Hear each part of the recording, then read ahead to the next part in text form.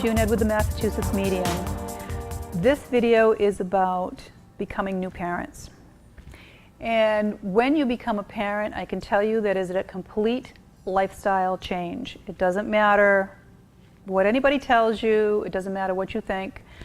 Having a child completely changes your lifestyle because now you are responsible for this person. And you're responsible for this person 24 hours a day, 7 days a week. And it is a huge responsibility. And unfortunately, when babies are born, there's no little book that pops out after the child.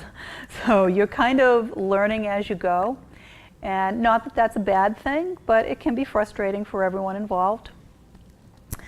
So one of the things that I want to talk about is hormone changes, because when you have all these raging hormones going back and forth through the pregnancy stage and even after the baby's born, the guys don't have a clue what's going on, okay? And the littlest thing that they say can set you off. You can cry at the drop of a hat. You can get angry at nothing. You could be totally exhausted and functioning with zero sleep. So you really have to give each other a little bit more space, number one, a little bit more help, number two, and you really need to nurture each other a little bit more during all this as well. And the ladies, you really need to try to include the guy as much as you can on what's going on, because they're not women, they don't know. Their body does not go through the changes that we go through. They don't have the same feelings that we do. And they do get anxious, they do get upset, they do get hurt because they don't understand and they're not always sure what to ask. So as much as you can, try and fill them in on what you're going through, when you're going through it, just so that they can be a little bit more empathetic to you and you don't feel that they really don't care either, because it's a tough situation for both of you when you start going through that. After the baby is actually born, you're still going through all that, because now the bulk of the responsibility is always going to fall on the woman in the relationship, and that's just a fact. You know, we might be nursing, we're still very attached to the child, the babies are still attached to us. You really want to try to get as much sleep as you can, because the less sleep you get, the more grouchy you're going to be towards your partner.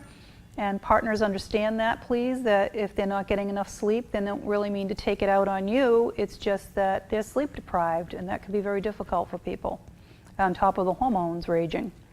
So when the baby's sleeping, try to sleep as much as you can as well. And Dad, if you can pick up some of the slack somewhere, if you can change the diaper, if you can bottle feed, anything that you can do to start giving Mom a little bit of a break would be very helpful. Make dinner, have her, put her feet up and rest for a little bit. Watch the baby for an hour or two while she can just get out of the house and have a little bit of freedom, because it's very difficult, and you will be amazed at the difference in your lifestyle after this baby is born for both of you. One of the toughest things after you start having children is trying to maintain the closeness that you had beforehand in a relationship. A lot of men will start feeling jealous of the baby or neglected, because now all of the time is going into that baby, and it's just the way it is. It works that way. But we also have to remember that the reason this baby is here is because we had a loving couple, right, that wanted to have a child. So you want to stay that loving couple and remember to try to nurture each other so that you don't start drifting apart, which would be easy to do once children start coming into the picture. One of the things that I always recommend would be date night.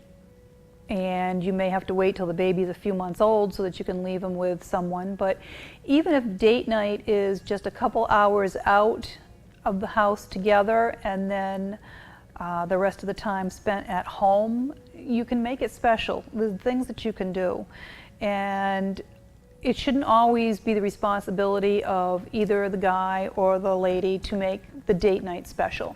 I like it so that you reverse it. 1 month or 1 week it might be one person's responsibility, the next week it might be the other person's responsibility. And there's a million things that you can do.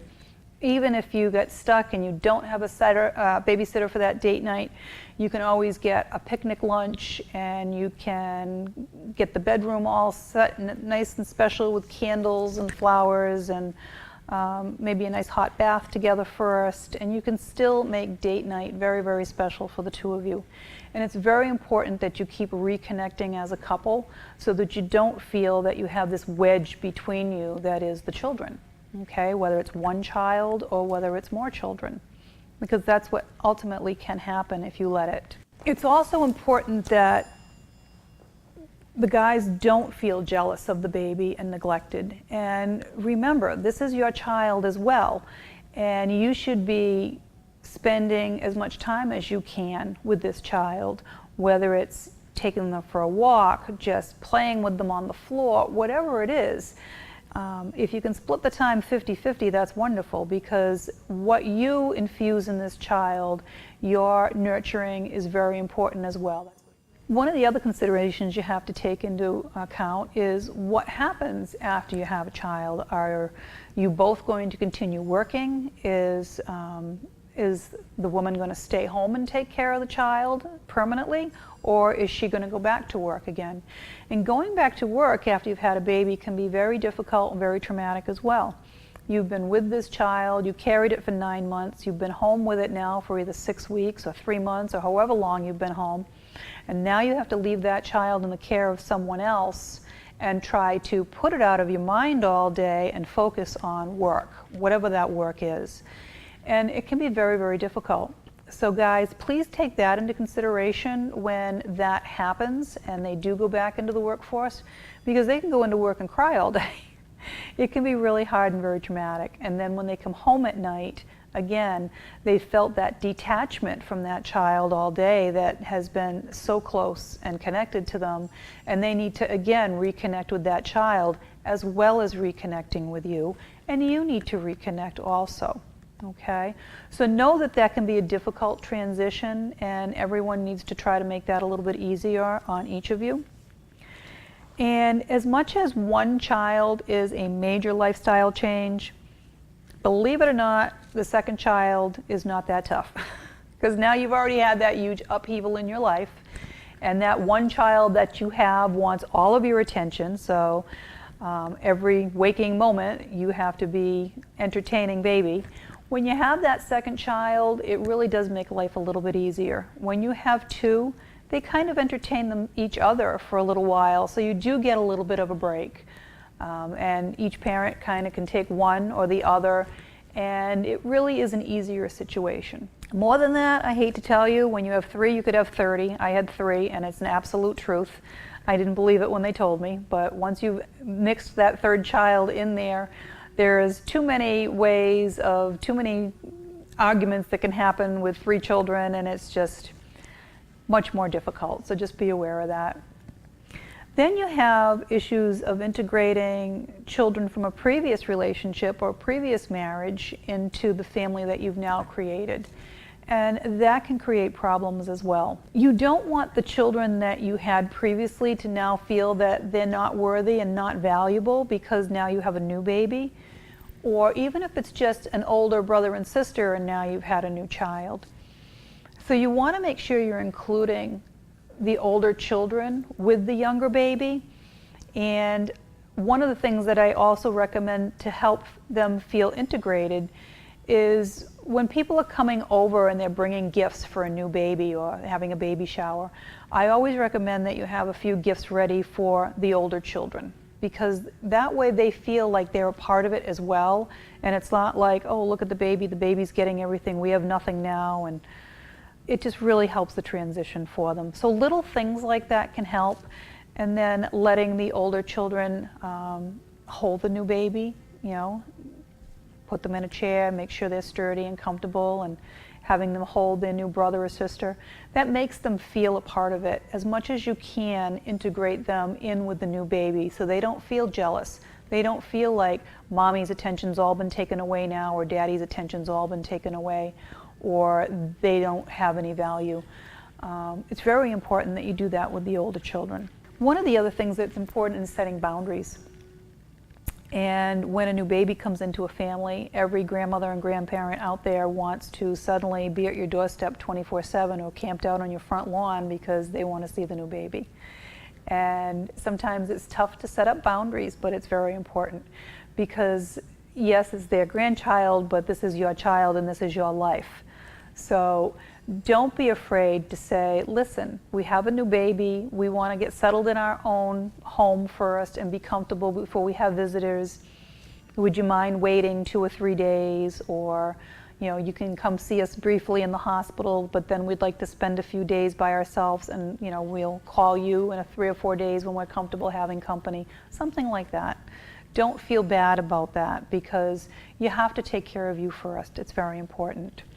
And then after that, again, you have to set up your boundaries, because if you don't, there are always those grandparents that they're going to be on your doorstep at 6 o'clock every morning because they're on their way to work and they want to see the baby, or they're going to pop over every weekend unannounced as you're heading out the door or you have company. So always let them know that you would appreciate a phone call prior to coming over, because you are busy, you have other things that you're doing. You can put it nicely without hurting their feelings, and they'll understand, I'm sure. So the other thing that I want to get into is when you have children from a previous marriage or relationship that are now being blended into this family, and they feel like they're now being replaced as far as the parent situation goes. Keep in mind that, you know, you are the step parent, not the parent. So you always have to work something out with the actual parents as far as integrating disciplinary procedures and things like that, because now they're going to be around the new baby and you're blending that family as much as you can, but you really don't want to be offending the parents, whether it's the mom, the dad, if you're the step parent. And you want to make sure that you know your boundaries. Are you okay with me disciplining? Are you okay with me you know, having them have a timeout or things like that, so that if there's an infraction that happens and one is your child and the other is a stepchild, that everybody's okay with how the discipline goes down and how the nurturing goes down as well with that whole blended family. It can be very difficult. So keep the communication open. Make sure you're always thinking of the children's feelings first, and try to understand where the children are coming from before you just jump to conclusions, okay? And always remember to maintain the love for each other and the love for the children when stress gets out of hand and things get a little bit out of control, and things will always work out for the best, okay?